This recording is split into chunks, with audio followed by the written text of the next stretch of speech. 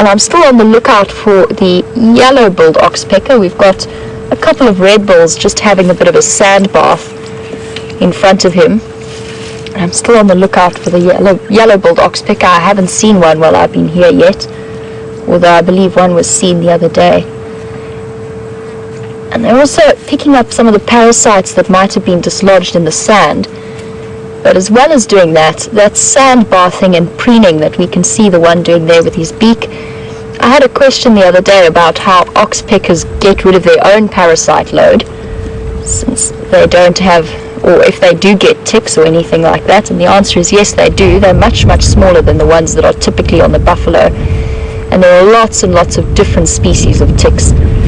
But for the oxpeckers, they'll get tiny little mites and ticks that will rest on their feathers, and they use their beaks and those sand baths to help get rid of them.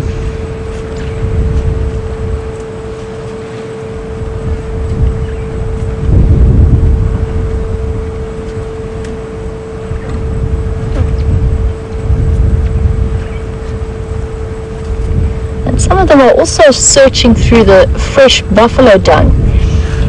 And that could be for a couple of reasons. It's a little bit, that buffalo dung to me looks a little bit too fresh for them to be searching for fly maggots or termites, which other birds will do with older dung. Ooh, disappeared off. I actually think that he's getting a little bit of moisture out of it. So oxpeckers have a very, very rich, salty diet because they eat those ticks which have been feeding on the blood of the buffalo, which is why they need to almost constantly search for moisture, and they often move between dams and the animals they're feeding on. And this gentleman has broken off his left horn, and that probably happened in competition with another buffalo. Might have got caught while he was running away from something, but more than likely it snapped off during a fight. It doesn't look too fresh, it's quite an old injury, but those horns are solid bone covered by a keratin sheath, so a break like that will never grow back. You will always have a missing horn from now on. Oxpecker's found a perfect place in the middle, dislodged a little bit.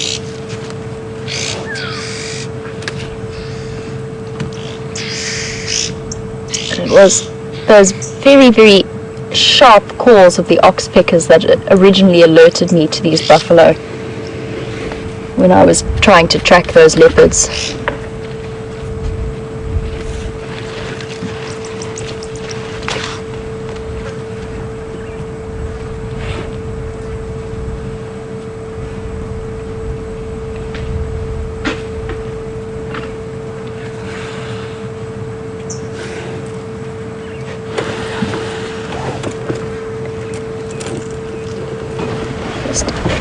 Shift out of the way. This gentleman was having a bit of a scratch. He's just shifted behind the marula tree for now. He was scratching an itch behind his ear. And I have noticed that in particular buffalo have very, very high parasite loads. They also have quite a high fly content, which is a bit of a struggle for both myself and Andrew, because they seem to be getting everywhere this afternoon. Here we go. Still a little bit itchy. And it makes you think how incredibly tough their skin must be if the best way to scratch it is to use a thorn tree to help you out, or even just one of those, it looks like a young bush willow that he's just scratching on. It's not the gentlest on the skin, but they do have very, very tough skin. Now, the reason that I wanted to get a little bit closer to these buffaloes, actually so that we could have a look at their, fly out of my eye, have a look at their foot structure, because they really do have quite a fascinating example of a sort of in-between stage of how evolution has played out. So the typical hoof structure is probably one of the most advanced structures that you can have in the animal kingdom. According to evolutionary biologists, it's one of the most recently evolved structures, and shortly after that of the paw structure that we see on some of the predators. So essentially, animals with hooves, and I'm talking the sort of cloven-hoofed animals, and not necessarily the zebra, although the principle is the same. They've actually lost 5 of their toes, or at least not lost, but they've become fairly redundant. And the 2 dominant ones have extended to form those hoof structures. So they fuse together and then split right at the end to form that hoof. And that's a great adaptation for speed and agility in this kind of environment, for running around, for running away from predators. But with the buffalo, we can actually still see the residual 5th, and I think, which would it be? It would be the 4th and the 1st toe, still residing on the backs of their ankles, sort of the dew toes. So if we can maybe see if we can have a look at some of these down here, I can show you exactly what I mean. There you can see you've got the typical hoof, and then those 2 little bits that stick out behind there. And those are just residual toes. The only time that you will ever see them in the track is if the animal has stepped in very, very thick mud. But otherwise they serve absolutely no purpose. They are just something that has been left behind in terms of their evolutionary upbringing.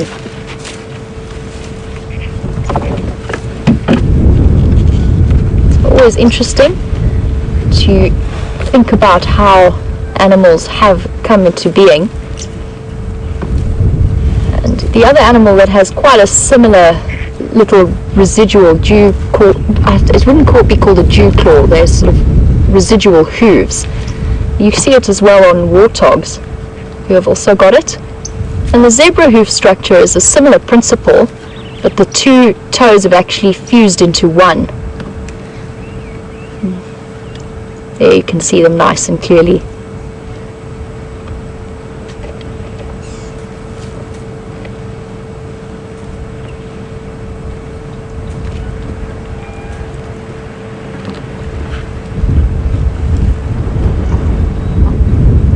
And these oxpeckers still having a bit of a roll around in the sand. Still no yellow-billed oxpecker. I am keeping my eye out though. I've only ever seen yellow-billed oxpeckers twice in my life. And they were at one stage fairly critically endangered. They've actually been quite well brought back from the brink. So, we've spent a little bit of time with these buffalo, and I think it's time to continue on our leopard tracking adventure. I did want to head in this direction, but unfortunately we have encountered something of a buffalo roadblock, so I'm just going to loop back around and cross back across the dam and see if we can find these leopards. I really want to sort of stay along the drainage line that runs from this dam across towards twin dams, just because, as I mentioned before, I've seen or noticed with mating leopards that they tend to try and favor areas where there's a lot of cover, which makes sense because, first of all, that is within the leopard's nature. They are very secretive animals, but at a time of mating, they tend to be a little bit more distracted and a bit more vulnerable. So they try and find the safest spot they can to conduct their activities without being interrupted or put in any danger.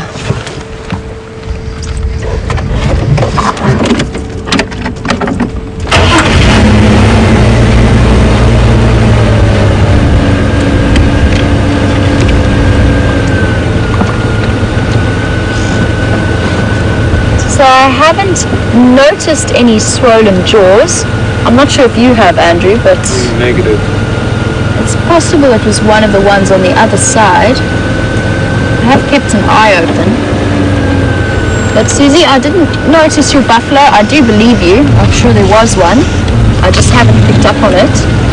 Just want to poke my nose around here and just see if I can see which one you meant.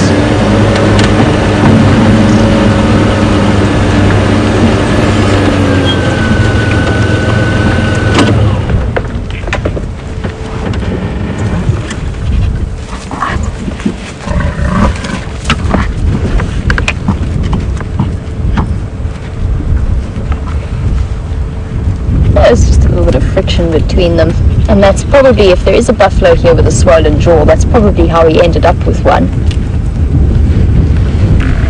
And it's probably the same reason behind that one buffalo with the broken horn. And Donna, you noticed that there was no blood around that injury, and there wasn't. It definitely looks to me like an old break. Not sure where he's gone now. He's ducked behind the rest of the group. But it is an old break that has healed over very, very nicely. And I don't think that it's going to heal up in any way more than it has. But if a horn does break and it is a fresh injury, you will actually see quite a bit of blood. And that's because the horn structure, as I said before, is bone, but it is a living bone. It is living and growing bone throughout their lives. So it is fed by blood vessels that run through and under the keratin sheath. So when a break does happen like that, you do actually get quite a bit of blood, and you get to see the sort of red spongy matter in between the bone. But in this case, it's healed over nicely, so it's not a fresh injury. But it does cause them quite a bit of discomfort when it does happen initially, as you can imagine. And this boy just lay down next to us and gave such a contented sigh. It was like, oh, finally, I've got off my feet, lying down comfortably in the sand. And I'm just going to sit and ruminate for a while.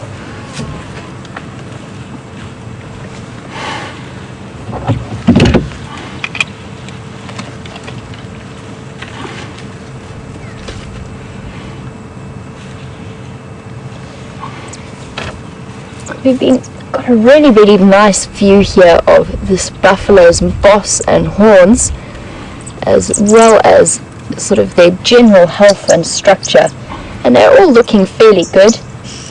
You can see how solidly formed those bosses or the base of the horns are. And Colin from Johannesburg, welcome to the Sunset Safari. You would like to know sort of roughly how old these buffalo are. And they are all very, very mature bulls. They are over the age of about 5 or 6, and I'd put most of them somewhere in the region of 8 to 10 years old.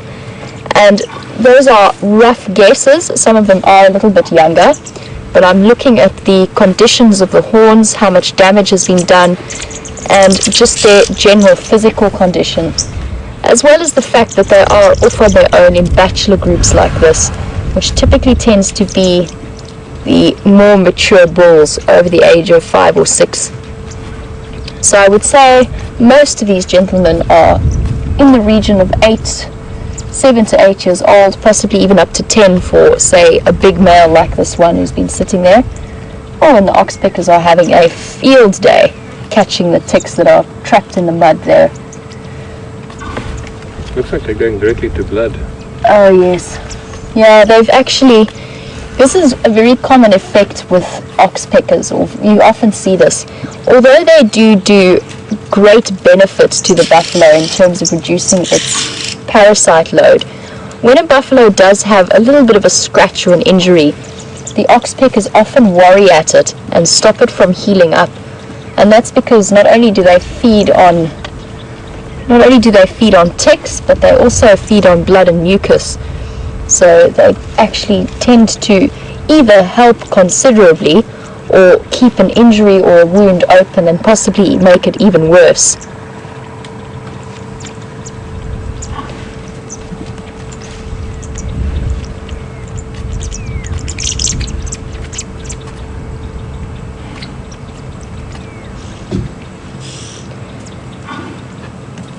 So we're watching these oxpeckers hop around and consume a lot of the tick and parasites that these buffalo are carrying, as well as the blood from this one poor male who's getting a slight hole in his bottom picked at. And Ellen from Illinois, you have a fantastic question about whether or not these birds will pick up any diseases from the ticks and what sort of diseases our ticks will carry. So Ellen, actually in this particular case, probably the most likely disease that these birds could contract is tuberculosis. However, I don't actually know if oxpeckers can get it. And the reason I say that is almost all buffalo in this area will at least be carriers of TB, and they do consume their blood as part of their sort of general tick eating efforts.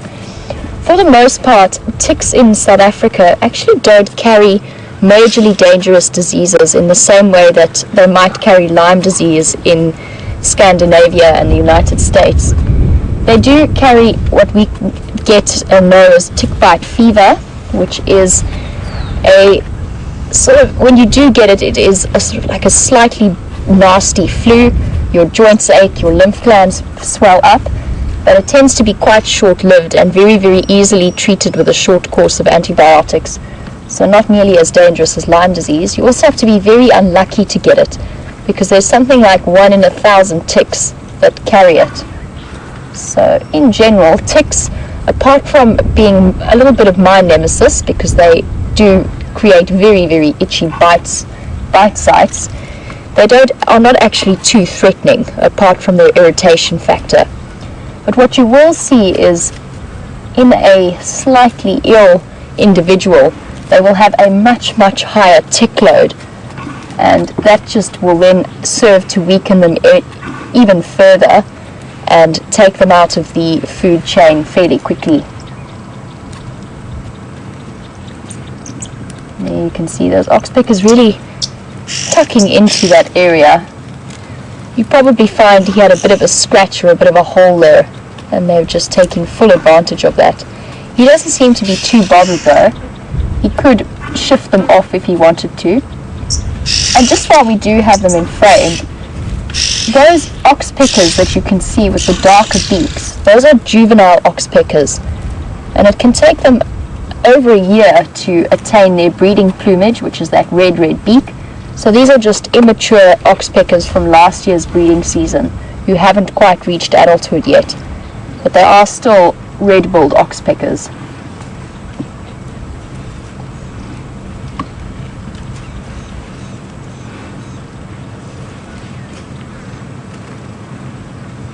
Very, very striking birds, and definitely one of my favorite birds, just in terms of their sheer usefulness, not only to the birds, not only to the animals that they sit on, but to somebody walking in the bush. They are a fantastic early warning system in terms of sitting on things like buffalo and just letting you know when they are in the vicinity.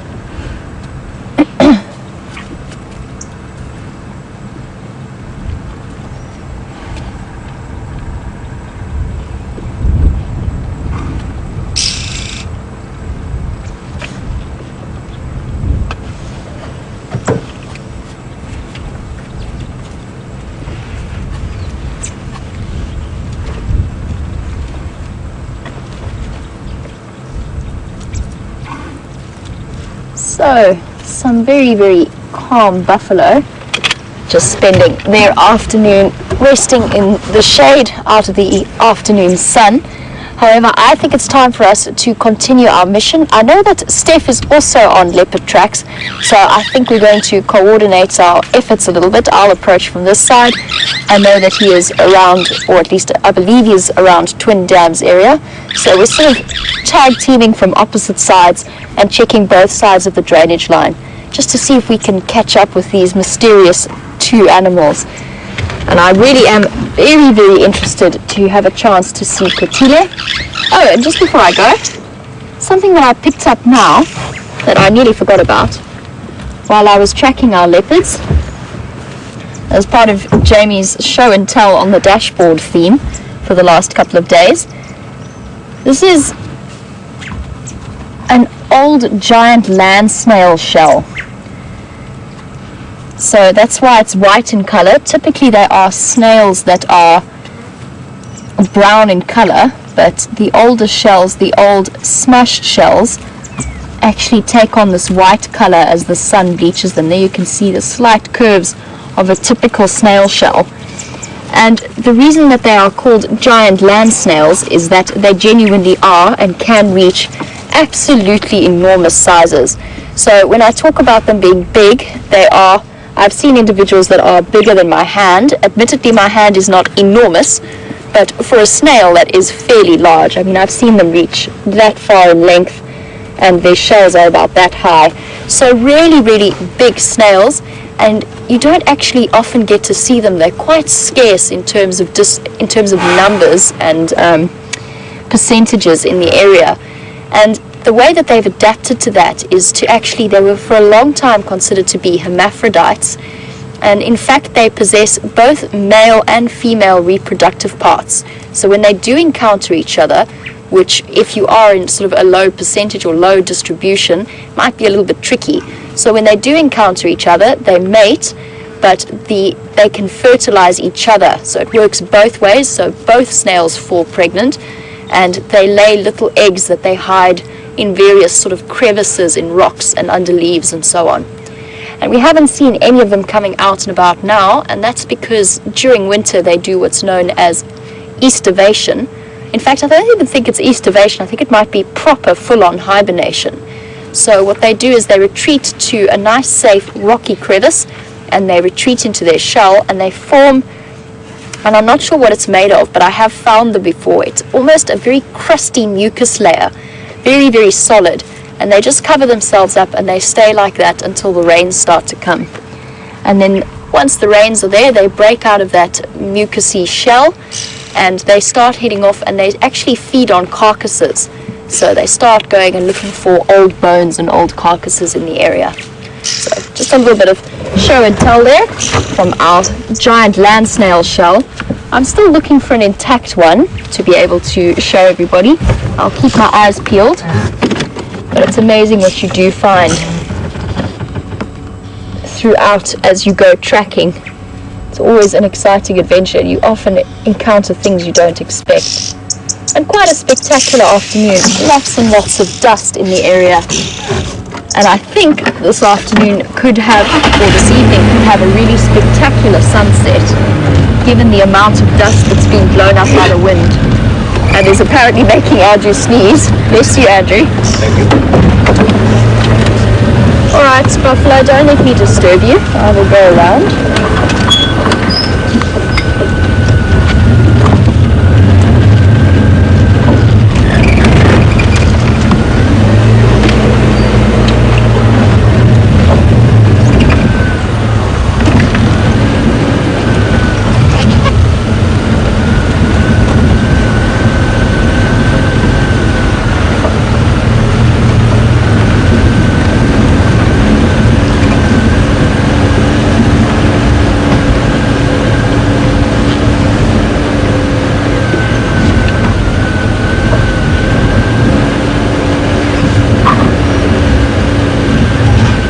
So as we go on our leopard hunt, and we are searching for a female that I have never seen before, whose name is Quitile, I asked for a little bit of information, and as always, the Wild Earth regular viewers have obliged. Thank you very much, Ellen, for your information on Quitile.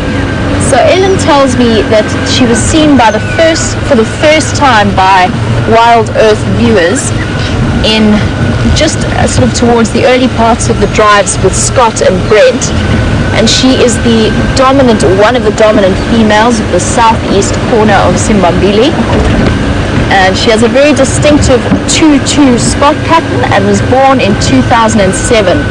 So fantastic information from Ellen. Thank you very much. I do appreciate that. Now I know who I am looking for. I'm still wondering why she's called Quitile.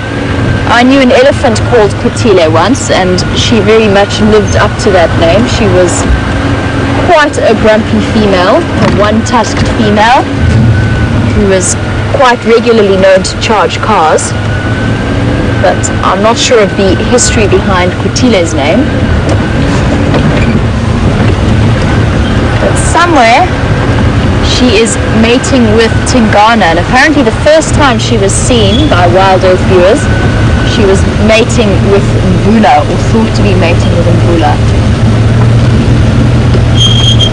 Which makes me even more keen to follow up on where this leopard is.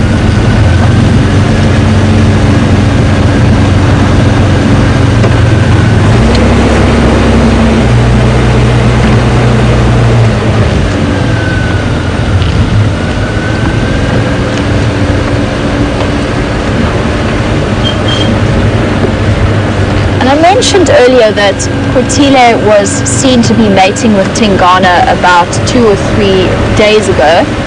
And John from Atlanta would like to know how long a leopard mating period lasts for. Is it days and days in the same way it is with lions? And the answer is yes, it is. It does go on for a couple of days, probably about 5 or 6 days, depending on the female leopard's estrus cycle. And there's also could well be a period of courtship beforehand, and then the male leopard might hang around her for a couple of days afterwards, just to make sure that she is in fact finished her estrus cycle, and that no other males have an opportunity to sneak in a quick mating session.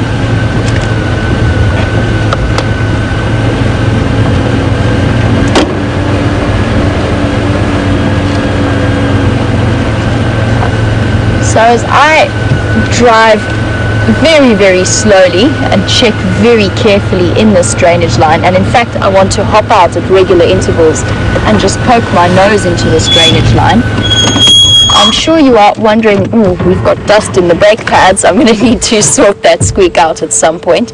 I'm sure you're wondering how Steph's tracking adventure is going, and I'm sure that he is also hot on the heels of wherever these 2 leopards are, because we are both so excited about finding them.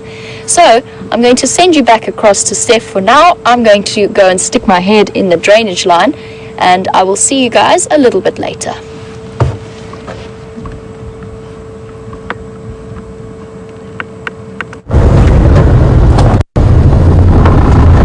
Welcome back, everybody.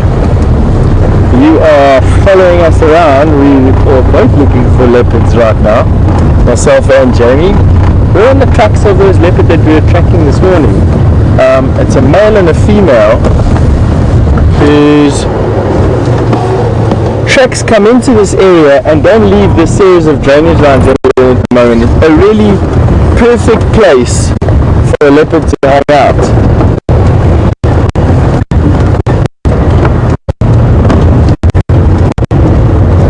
While we are driving around, not in circles, but very close to it, we're looking for tracks coming out of this block. We've got tracks coming into this block, but we don't have tracks coming out of it. Not that I can see anyway, which is good, because it means they're still around here. It's just a question of trying to figure out which bush they're hiding under.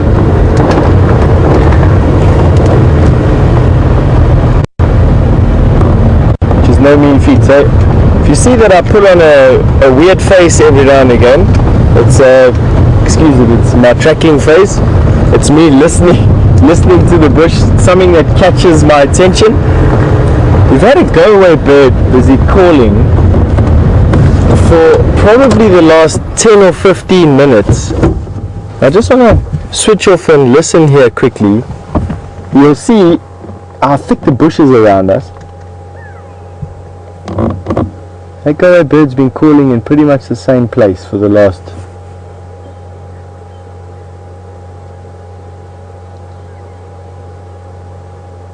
but then go-away birds are a funny lot.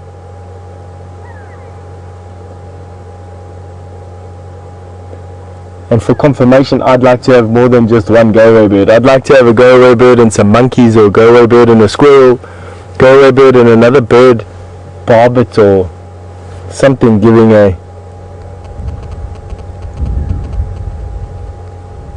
just busy listening. It's always a good thing. Scanning this bush, as you can see, very thick bush.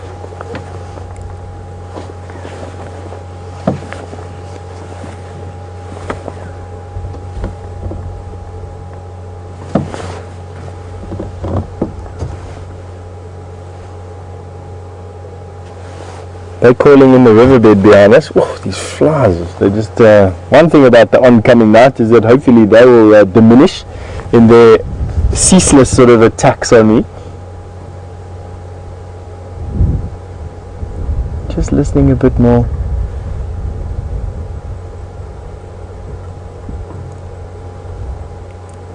Now I have tracked into this bush on foot, trying to follow these tracks. And because there's so little substrate to track on, there's so little sand inside there, the grass is still relatively good. I thought that it would definitely be better for us to drive and listen and see if the tracks cross out of this particular area, which they don't, which is a good thing.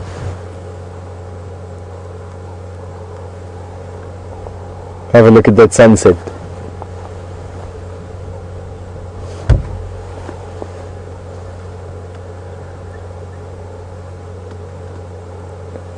That yellowy color is coming from all the dust in the atmosphere. That there hasn't been much of a wind this afternoon, but around about lunchtime there was a bit of a wind blowing.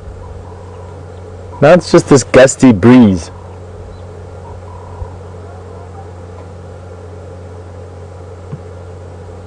That is beautiful.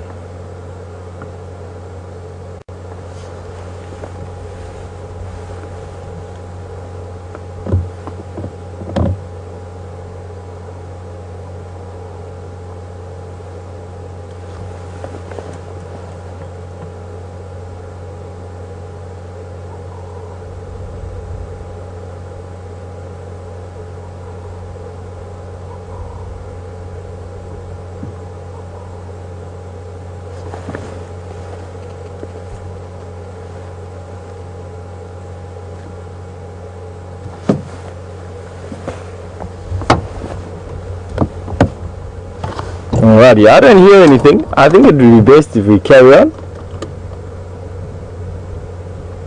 There we go. Well done, Brian. That was awesome. Nice to follow that. There was one very persistent, still is one very persistent fly here. I'll drive away from him as quickly as I can.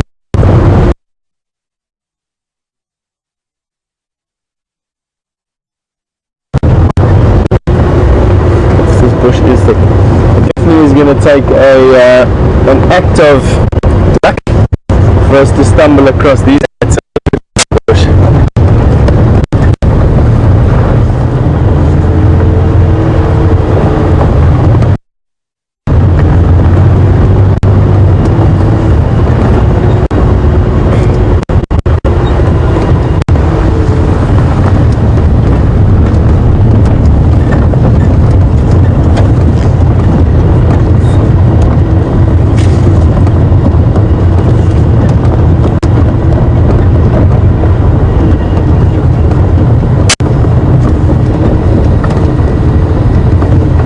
Sorry about that. Back again. It would seem, please excuse the breakup of signal over there.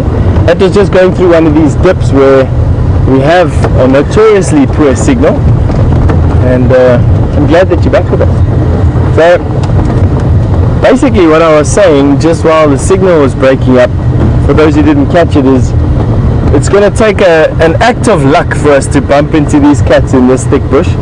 It's difficult to track through, it's even difficult to see through, and makes the perfect sort of haven for what these cats are wanting to do. I'm hoping that something sees them, a squirrel or some monkeys living in this bush.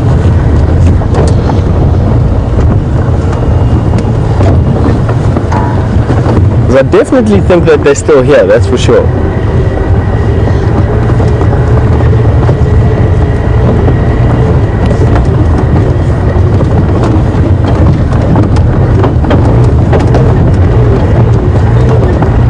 Bit bumpy this road, not to worry though. We'll soon be out of it. Oh yeah, we've got an elephant that's done a roadblock mission on this bush. We're gonna squeeze past here quickly.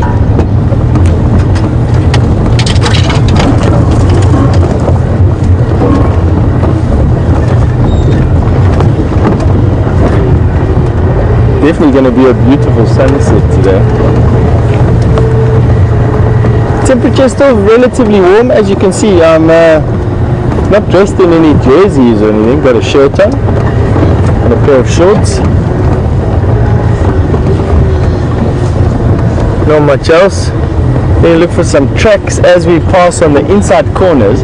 Leopard are quite often fond of walking on the inside corners, so walking on that corner and then crossing over and walking on that corner. And as I go round the corner, I take it a bit wide so that I can have a look on this side to see what tracks have been left on the inside corner. To track leopard footprint by footprint would take you forever, and is not feasible to do in a 3-hour game drive. So you always got to use this sort of deductive reasoning. If you were a leopard, where would you hide? What would you do? Where would you go? And I would go back where we've just come from. It's nice and thick inside there. You can definitely hear what's going on all around you. Lots of little escape paths that buffalo and elephants have created through the bush. But that's just me. Passing a huge termite mound here.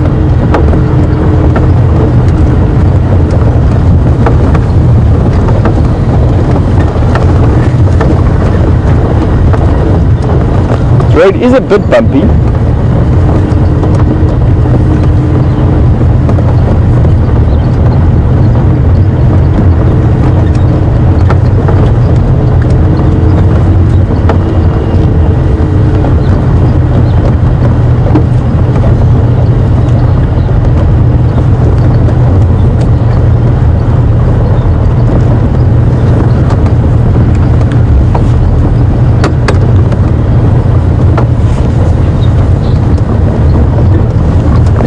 Jamie, come in.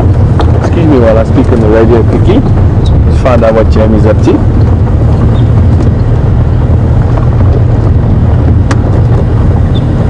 For those joining our show for the first time, we have radio comms with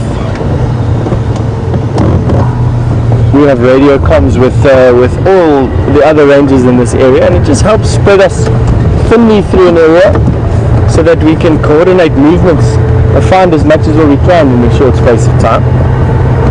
The roads have all got names as well, and then prominent landmarks on those roads have also got some names. You always know exactly where you are, or at least close to a point that somebody can find you.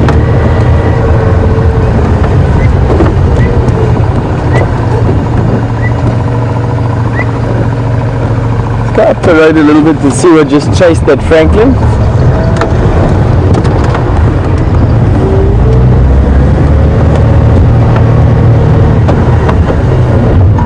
Doesn't look too perturbed.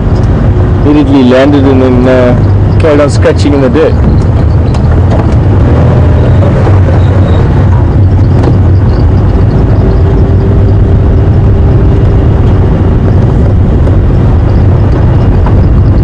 I think what we do is we take one more turn through a road called Twin Dams Road, and then I think we make a much wider loop and give whatever's in this block chance to get out of it. It doesn't help us driving around aimlessly if these animals are not moving just yet.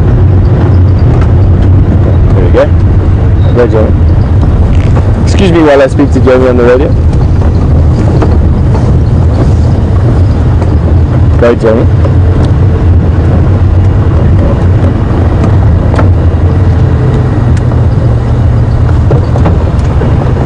Oh, that's affirmative. I just came off Ingwe Alley with some Nkonzo there going down into the drainage line from the pump house.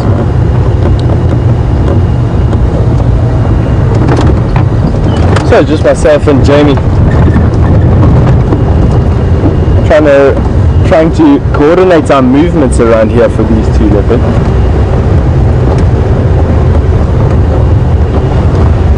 That. And it just allows us a more effective coverage of this particular area.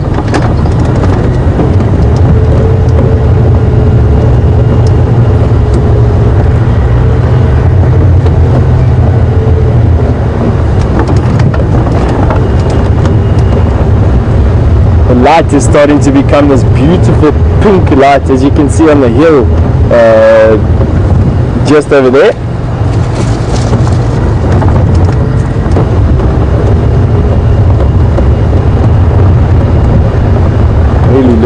quite pretty, I must be honest. Beautiful afternoon. Let's switch the car off here quickly and take a quick listen.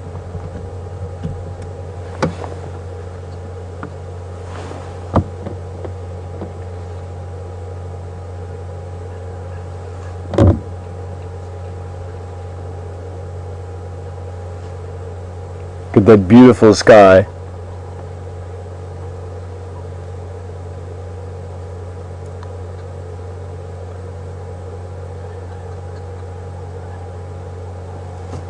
Wow.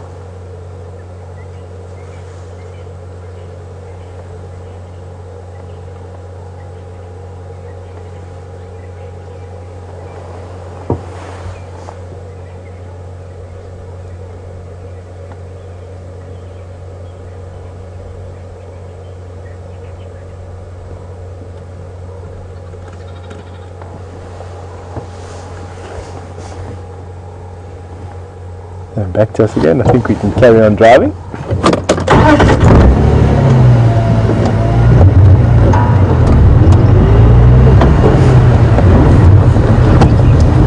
So it's not always as easy as finding elephant bathing in mud baths and lions jumping out of the grass eating buffalo, and it can be sometimes quite to find things out here.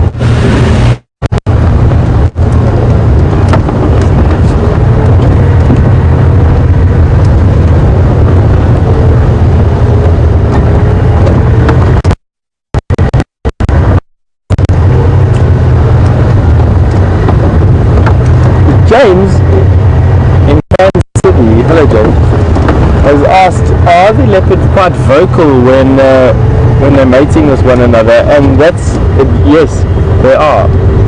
The male has a barb on his penis similar to a lion, and as he withdraws, it does create a little bit of pain, and both the female and the male will growl and roar quite a quick roar, give a quick roar. It's almost a distinctive characteristic of them mating with one another. It's why we try and switch off and listen for as much as what we do. And can be heard at quite a distance, you know, if they are in the area, that's what they would be doing. But they might just be in courtship phase at the moment, in which case they might not be doing it as often as what we expect them to. Every 2-3 minutes when it's at its height, every 15 minutes when they've been at it for a while. Too much of a story if they haven't, but as I said, we're just going to go down this driving zone one more time, and then I'm actually going to make a big loop out of the area and give them a chance to get moving again. It doesn't help us driving around aimlessly in circles. But we'll go look for something else exciting to show you. Oh, come on, Kazi Peter.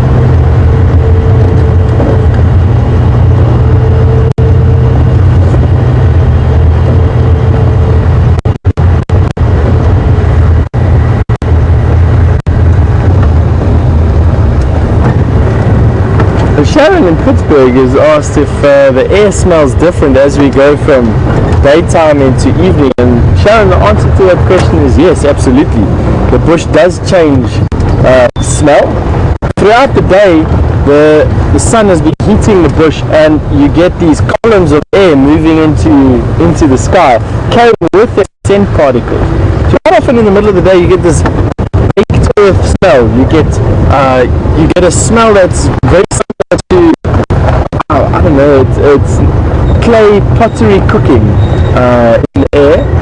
But as soon as it starts getting darker, this warm air mass starts to cool down and sink, and with it starts to compress all the scent particles that it was carrying with it. And you can get something amazing. Wet, fungus, ferny, mossy, swampy grass, wet grass, dust, a bunch of different smells. We might lose some signal through here again, so just bear with us if it does get a bit sketchy.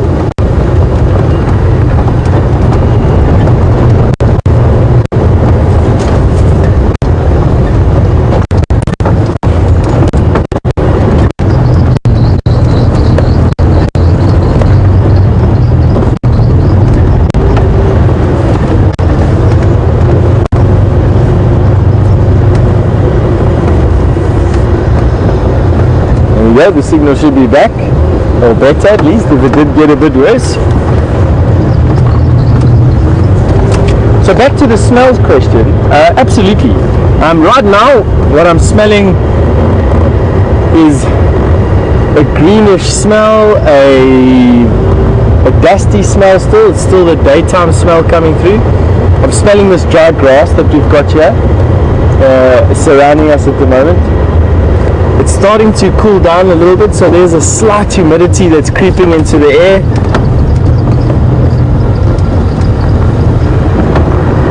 Which you can definitely notice.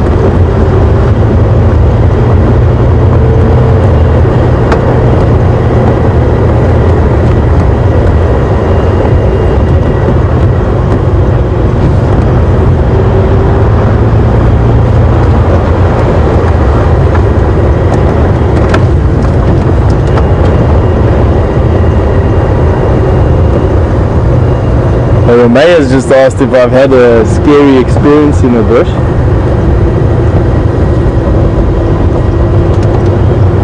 And Romay, I must be honest with you, I have scary experiences in the bush quite often, to be honest. And the latest one was probably some elephant. And so we were walking on air actually with Scott a couple of weeks ago, and we were tracking a bull elephant who was himself tracking a female elephant. And what happened is this bull elephant, which we found eventually, which was hold on, we've got a traffic jam, but it's okay.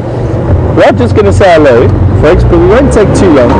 Don't worry, and we will be turning you away from the vehicle while we do that, just so that we don't by accident film somebody that doesn't want to be filmed. And we'll be with you in a second. Hello. Ja, baie dankie. Is hy lees nog steeds daar? Ja, maar dus nog daar. Okay. Baie dankie. Ja. Okay. Daar's 'n paar olifante agter jou en daar's 'n luiperdpaar wat ons die spore vir gekry het. Hierso iewers, maar in die bos. Okay, thank you. Bye. Sorry about that, everybody. So that is just one of our neighbors, one of our colleagues, and although I do have radio comms with them, it's always a good idea to maintain contact and to have that physical bond. Say hello, welcome everybody, and give them an update. For those of you wondering what language I was speaking, was Afrikaans. But I'll pick it up again as soon as we cross through this dip. Just a bit worried that we run out of signal here.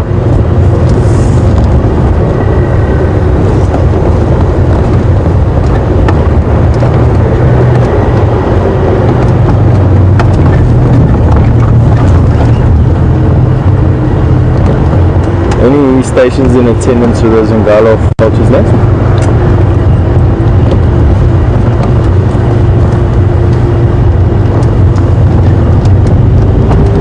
Copy that. I'm going to be making my way into that position.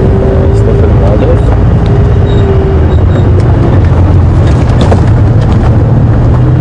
So our signal should be getting slightly better as we come up out of this dip.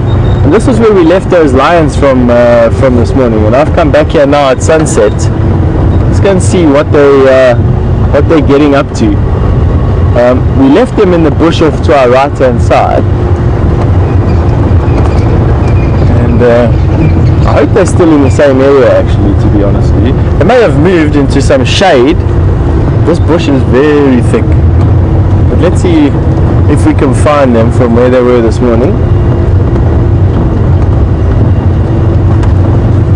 The way that these Birmingham boys are moving around at the moment is incredible. We might find that they move out of our where we can drive, out of our traverse, for lack of a better word, tonight, and then we don't see them for a couple of days, potentially even a couple of weeks again. So let's come and see what they've got up to throughout the day.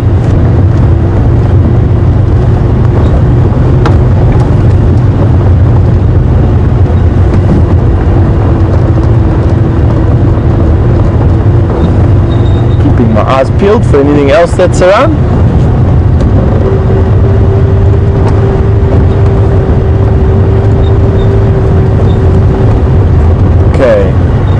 here's where we left them this morning, and I have no doubt that they are probably still lying in the same place, but it's going to take us a bit of dashing around to get there. Now let's go and see if they are still there. That's the key. And then if we can get into where they were lying, that's going to be the next key. Easier said than done. I think what the best idea is going to be while we dash through the bush over here would be definitely to send you back through to Jamie so that myself and Brian can scare ourselves through these trees. So we'll see you in a bit, hopefully with some lions.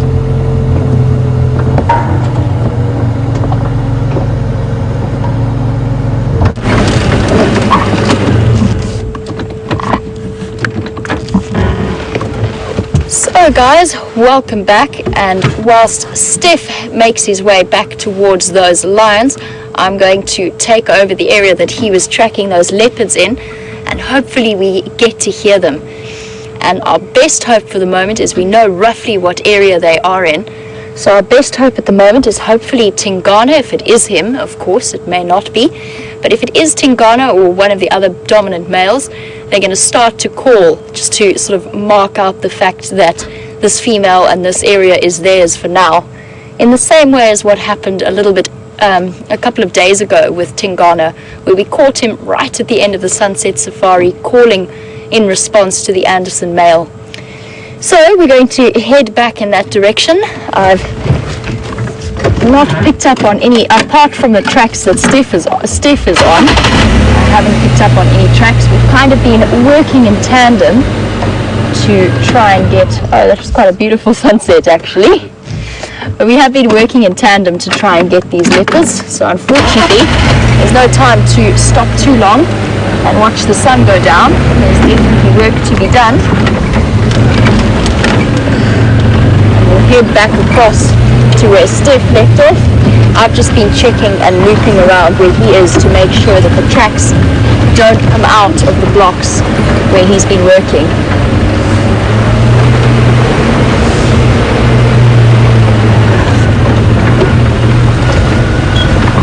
Amazingly, after the last few very chilly days, it's good to have an evening where I don't feel any necessity to put a jersey on.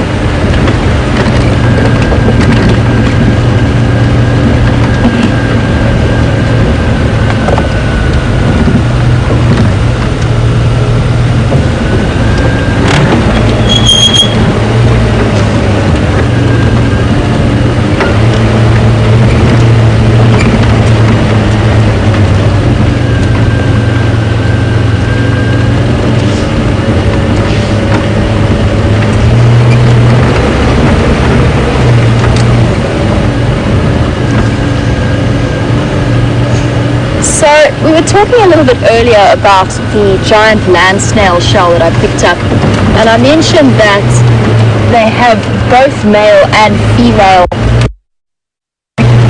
And Susie was wondering a little bit about if there are kingdom that think they are female if they're male or vice versa. And that's a very, very interesting topic. I would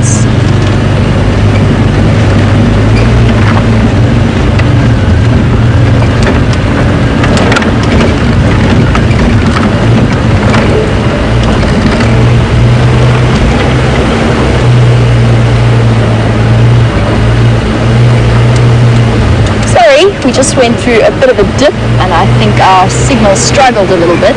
So we'll go back to the beginning of that sort of topic of conversation from my side. So we were chatting about the giant land snails and the fact that they have both male and female reproductive organs. And Susie, you were wondering if there's any animals in the animal kingdom that might be male but think they are female, or vice versa.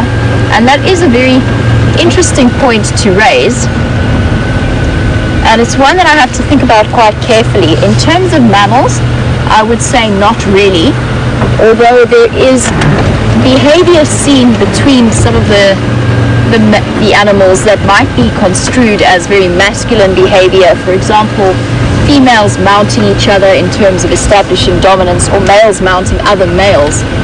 And that's part of a sort of a dominance show more than anything else in males.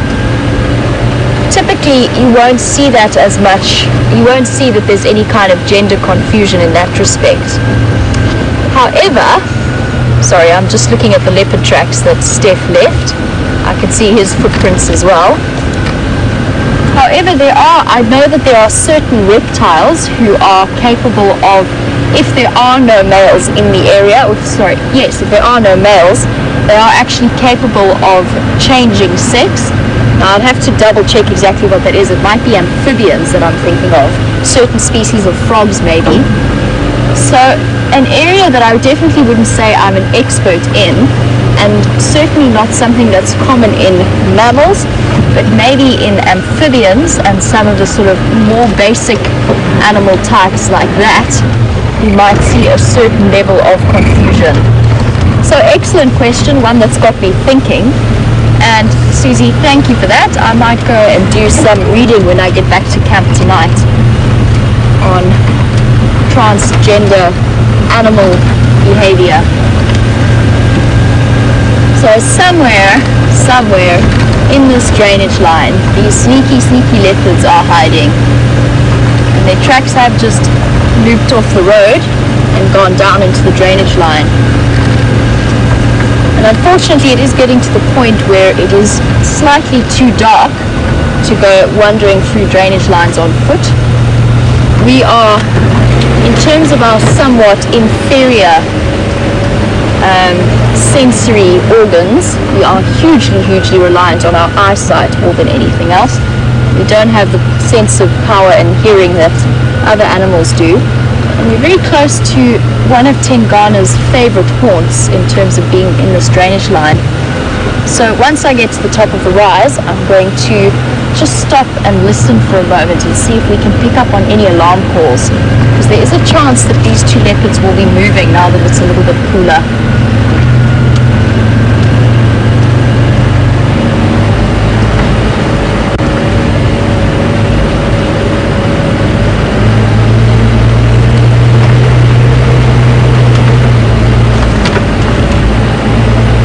As I reach the top of this rise, and I can see now quite clearly into this drainage line, I'm just going to stop here and sit nice and quietly and just listen to the sounds of the bush, and hopefully they give away the position of those leopards, since between at least 3 guides we are all struggling a little bit to find them in this block. However, Steph has made his way back to those Birmingham boys, and I'm sure you're all keen to see what they are up to. So for now, we'll cross back across to Steph, and I'll catch up with you a little bit later.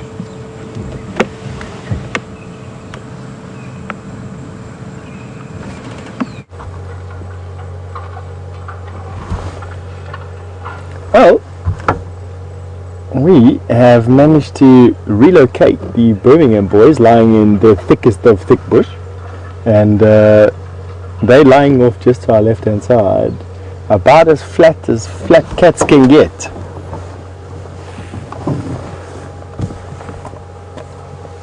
And they have been probably lying in this area the whole day. What a fantastic spot for lying. They had some shade, and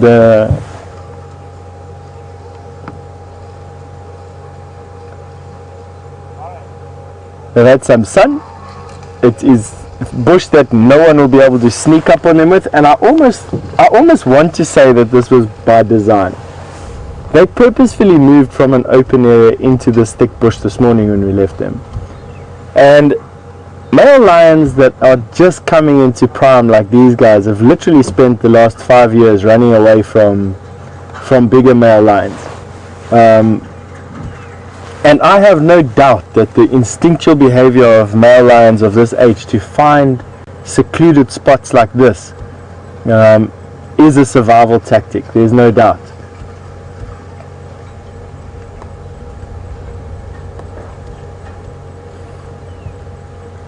And when we come wide, you'll see that they're lying pretty much in the only open spot in this almost impenetrable wall of bush. There's just nothing that'll sneak up on them here.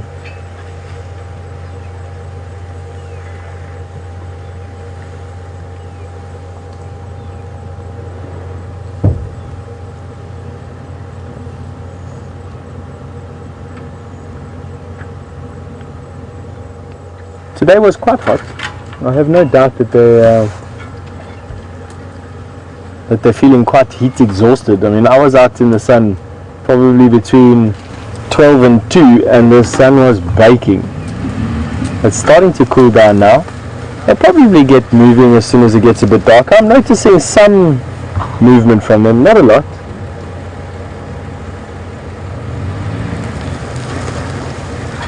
Excuse me, just speaking to the vehicle that's coming into the sighting at the moment. I just want to give him some direction about where the best is to park. So I'm going to be speaking to some others. Andrew? Hello, man. Hello, how are you? I'm fine. Good, thanks. Would you like me to move a bit more forward? You don't have weight forward, so... I can go this much more forward. Is it? Yeah. Thanks. Well, can everyone see on the back of your vehicle? No, only the first few. Okay. Let me go forward a little bit more and give you a bit more of an open path. So this bush is so thick, folks, that we literally just have space for one car here. I'm going to try and go a little bit more forward.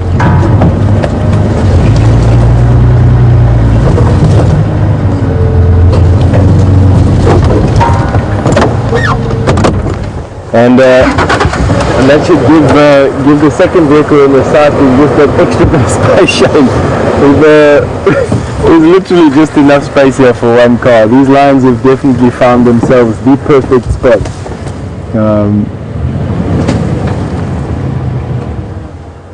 Have a look at that. 5 enormous male lines lying in literally 3 or 4 square meters.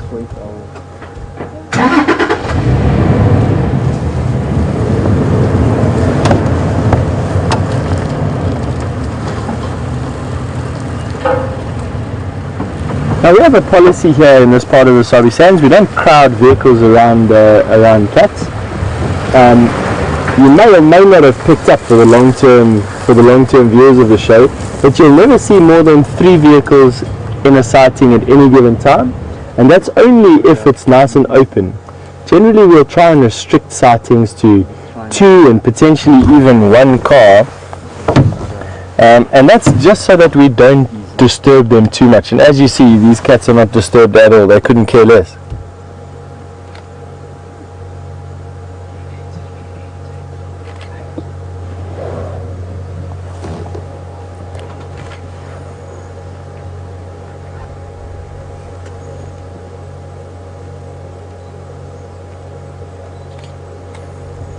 And please excuse me for not getting back to you with my explanation of the language I was speaking a little bit earlier to that vehicle that we passed. Rudy was wanting to know what language it is, and just a gentle reminder, thanks Rudy, I forgot clean about that, and Kay answered the question that I was speaking Afrikaans, which is one of South Africa's 11 official languages. Yes, we have 11 official languages, which means that when the government gazette comes out with a new rule, it gets printed in 11 different languages. Can you imagine? But it really is a celebration of the diversity of South Africa, and Afrikaans is the white tribal language of South Africa. It's an indigenous language, if I can call it that. So it's a language inherent to South Africa and South Africans. I would say that definitely more than half of the South Africans in the country speak either English and or Afrikaans, with Afrikaans probably being the more prevalent of the languages spoken in the rural areas. It's a language that white kids learn from birth a lot, depending on the province or the state that you were born in. And you learn it from your parents and at school. When I was at school, we took 2 languages. English was my first language, and Afrikaans was my second language. In all the schools in the country, you have to do 2 languages here. So you learn it from home, and you also learn it from school. And a lot of people are bilingual in this country. Most are actually trilingual and speak 4, 5, 6 of the 11 languages. Myself, I can only speak 2 of the languages, and I can say hello in the local Shangaan language. That's probably about it. Have a look at that eye there, through there. Brian's doing a fantastic job of getting in there, and it really is quite a superb shot. Now, looking at that picture, the way you're looking at it, is an interesting topic of conversation. Lions' faces are designed to be very expressive, and you can have a look at the black eyeliner there, underscored by that white blaze. And apart from having a physiological reason, that white blaze is to help reflect ambient light into the lion's eye and help them see better at night. But the black and the white, those contrasting colors, are also there to accentuate the movement of that particular body or piece of the body, the eye in this particular sense. For those of you who are watching the lions this morning or may have watched the highlights reel, you would have seen that when that lion was roaring, his lips were black, surrounded by quite whitish fur around their mouth, white teeth, brilliant white teeth, pink gums, pink tongue, and that is all just visual cues. Lions are all about posturing to one another, and they'll use these very expressive faces that they have to draw attention to their face.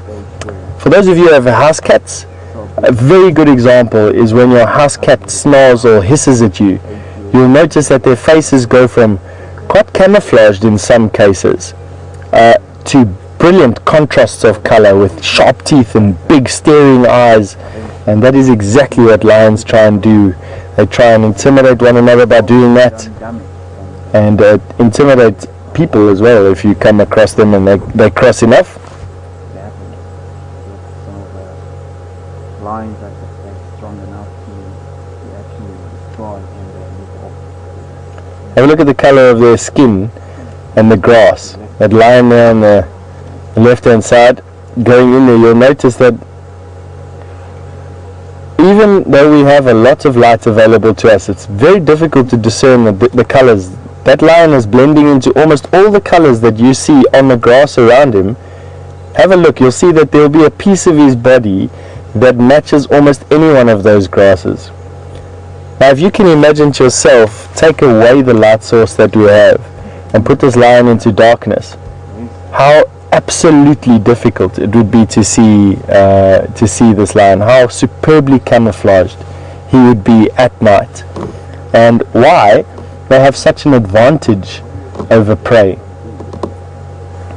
Really a nice example of their camouflage that they have.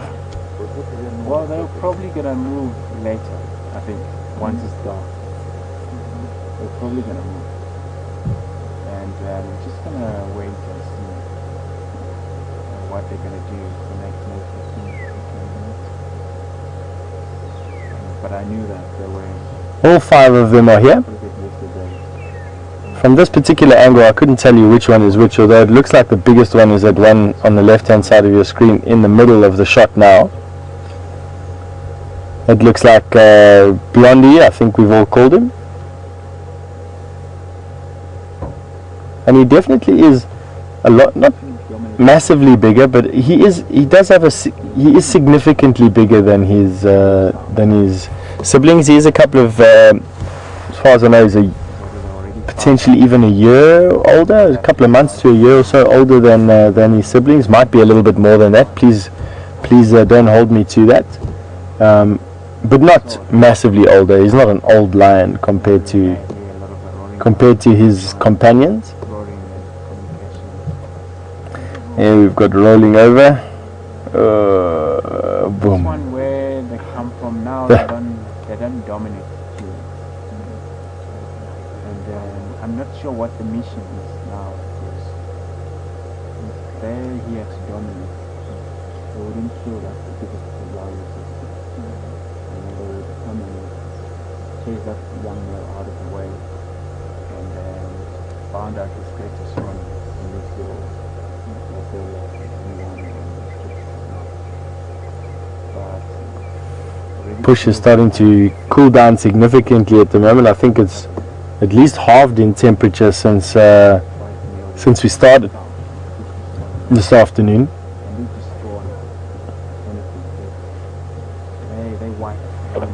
And although not cold enough for me to put my jacket on now, it definitely, if we were moving, it would be cold enough for me to put my jacket on.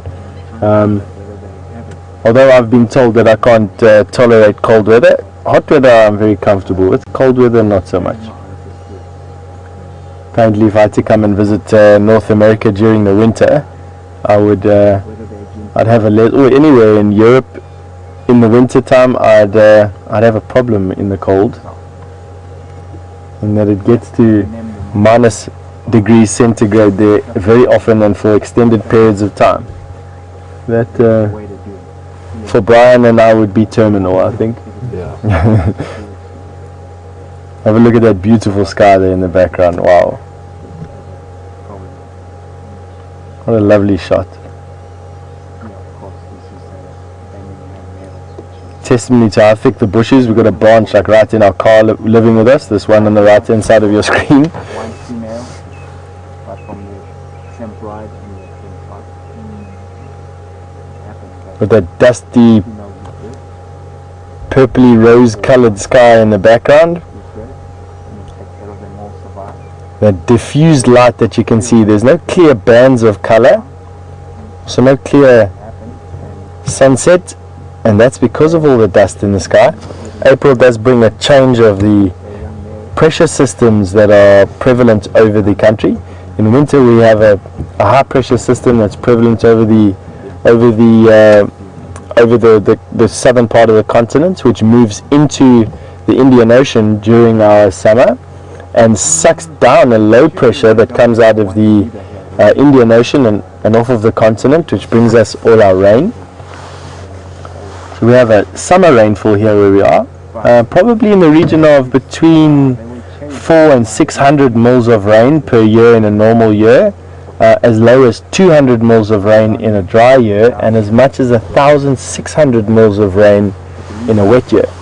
So quite a variable rainfall, but not a very high rainfall. It's quite a water scarce region that we're in at the moment. In the Lowveld here we are about 60 kilometers as the crow flies, I'd say. Maybe a bit less than that, 40 kilometers from where permanent water on the escarpment of the Drakensberg occurs.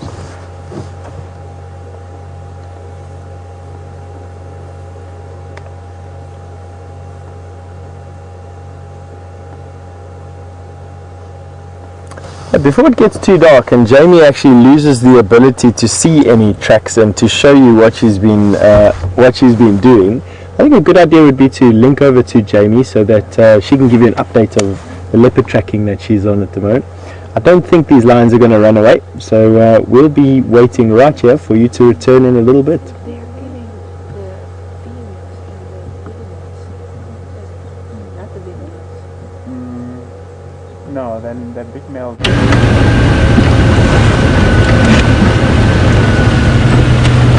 So guys, welcome back, and so far the bush has been very, very good at guarding her secrets. Somewhere we know in that drainage line. Oh, we're just trying to catch those geese flying away in perfect V formation. They looked like Egyptian geese flying off into the sunset. Andrew did really, really well there just to capture the tail end of that, as they were moving incredibly fast. So as I was saying, the bush has done very well at hiding these two leopards from us. Been sitting still, listening to alarm calls, jumping off every now and again to go and stick my head in the drainage line, but still no luck. However, I am still in this area. I'm determined to ride this out to the last possible moment.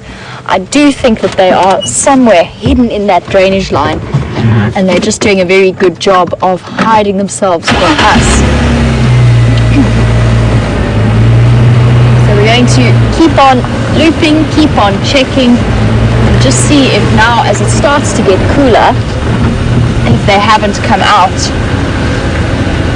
What an absolutely amazing evening this is. It is so nice and warm. I can't begin to describe it.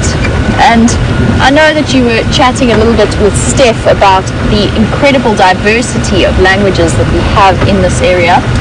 and I can only claim to be bilingual, and even that is a bit of a stretch since I haven't spoken Afrikaans in quite a long time. But I do speak both English and Afrikaans. When I was younger, I used to be fairly able to hold a basic conversation in Zulu, but now all I can do is count to 10. But one of my favorite words that my grandfather taught me is not actually, it's not a word, it's a phrase, and it's escaping my memory right now, but it's the Zulu phrase for this time of the evening. And it is a phrase that literally translates as, instead of having just a name for an evening, it is the time when people are beautiful, just because of this incredibly stunning soft light. And I have to go back and just double check on exactly what the words are, but it is to me one of the most beautiful descriptions of this time. Rather than just calling it evening time or sunset, it is the time when people are beautiful.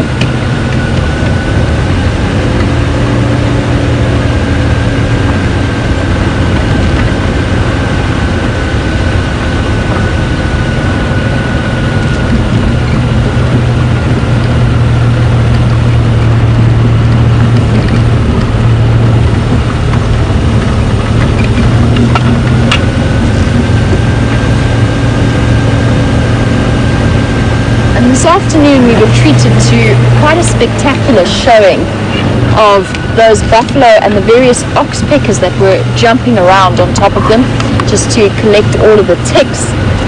And we did really get to see exactly how these birds operate and help out the buffalo in terms of reducing their tick load, their tick and their parasite load.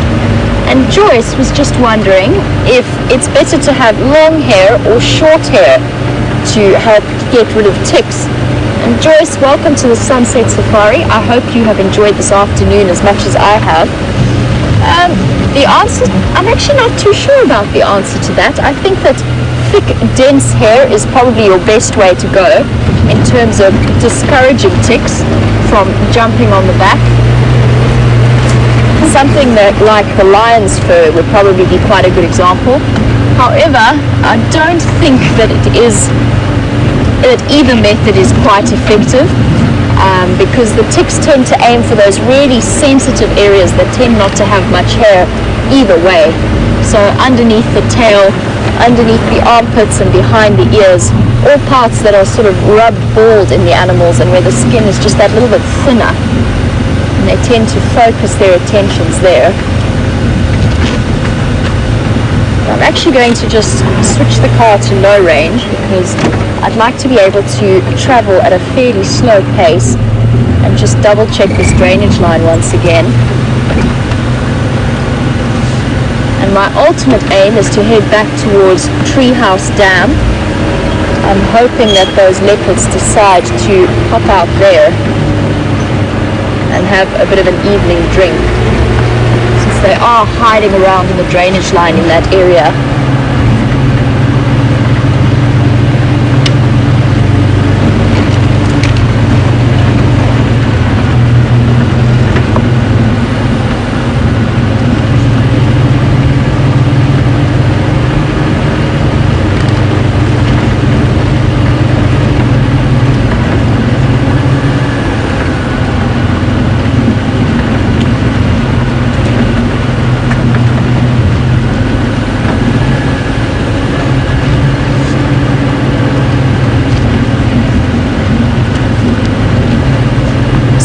Going back in time a little bit as we continue our leopard search, which has actually been going on for a couple of days, but this morning we spent some time with a little steenbok and we were talking about the different dwarf antelope in the area. And I mentioned that there is a very rare one known as a Sharp's threesbok, which I have yet to see while I've been here, and as far as I know, none of the Wild Earth viewers have had a sighting of those. And Jason was wondering what the realistic prospects are of seeing one of those little antelope. Jason, that's difficult for me to answer. I don't think I've been in the area long enough to know exactly how often we see them. I can tell you that the area that I used to work in, which is as the crows flies, probably about an hour away. It's actually really not too far. It's just a bit closer towards the Drakensberg Mountains. I saw 2 in the 3 years that I was working there, or at least living in that reserve. So it could be that the chances are fairly small, but it does mean that it becomes very, very exciting on that side.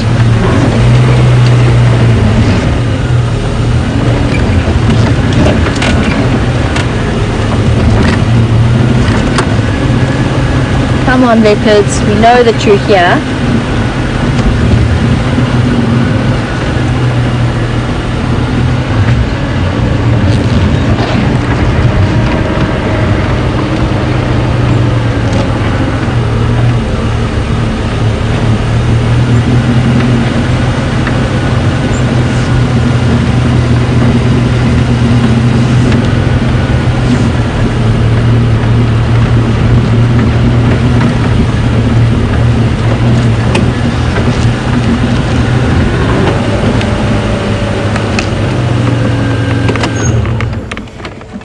So guys, I know that Linda and Bugsy both had a look into that Zulu phrase that I was talking about, and thank you very much. I'm going to head back home and double check, because I remember writing it down many years ago, so I'm sure I've got it in a diary somewhere. But thank you for having a looking that up for me. I'm going to check up on your answers tonight and just remind myself, and then we can chat about it again tomorrow on the sunrise safari. So far these leopards have proved to be hugely elusive, and of course I will be starting my sunrise safari back here tomorrow morning. I'm still going to make my way towards the dam just to double check and see if we've got a good starting point for tomorrow. I know that they're here, and that is one of the wonderful experiences about the bush, is that it's a combination of experience and skill, but also just that little bit of luck and that little bit of mystery to it that always keeps things so very, very exciting. So, as always, a huge thank you to Andrew for his fantastic camera work, especially with those wonderful oxpeckers on those buffalo, and managing to capture those geese as they flew off into the sunset.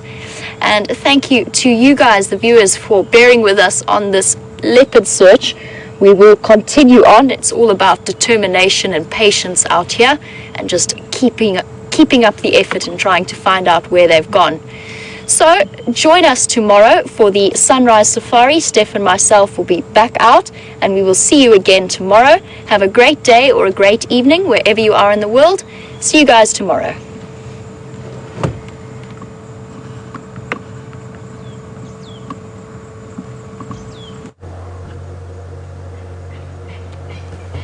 Well, welcome back to these Birmingham boys. They've showing some signs of life. They're busy listening in the direction that one of them was roaring today. They were definitely all concentrating south this morning, and then all of a sudden changed around and are now facing west.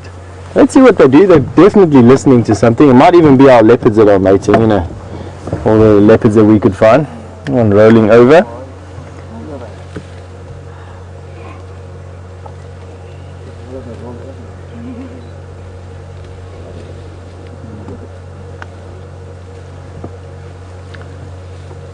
Just a quick one from Joyce in New Hampshire. Wanted to know if lions show the same amount of affection as what female lions do for one another. Absolutely, Joyce. It's one of the things that cats do, and it's how they maintain their social bonds with one another. They definitely do groom one another and spend not hours but definitely minutes grooming one another every day. These boys would be lying almost on top of each other from time to time. I have no doubt that as they wake up, they'll even move to each other to start their grooming. It's called allo grooming. It's a social bonding time, very similar to brushing hair or, I don't know, cooking together, I suppose. It's just a way for them to reaffirm and reassert those bonds that hold them so close together. Not forgetting that these male lions have been together since they were born.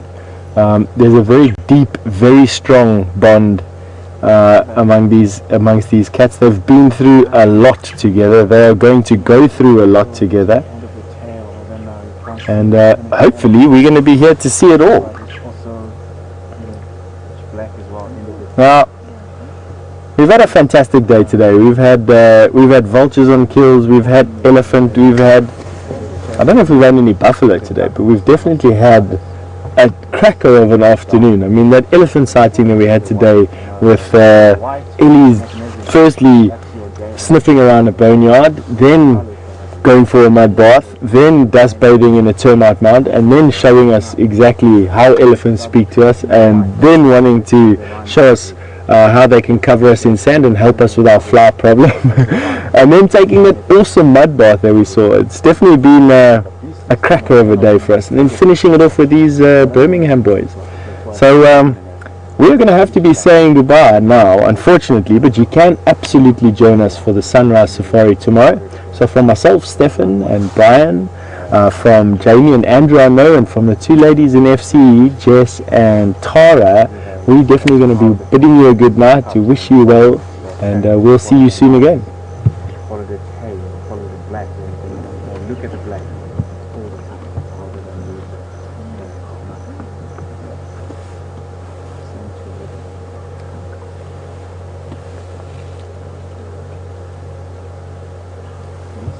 These two, they're up to something. Might actually split up.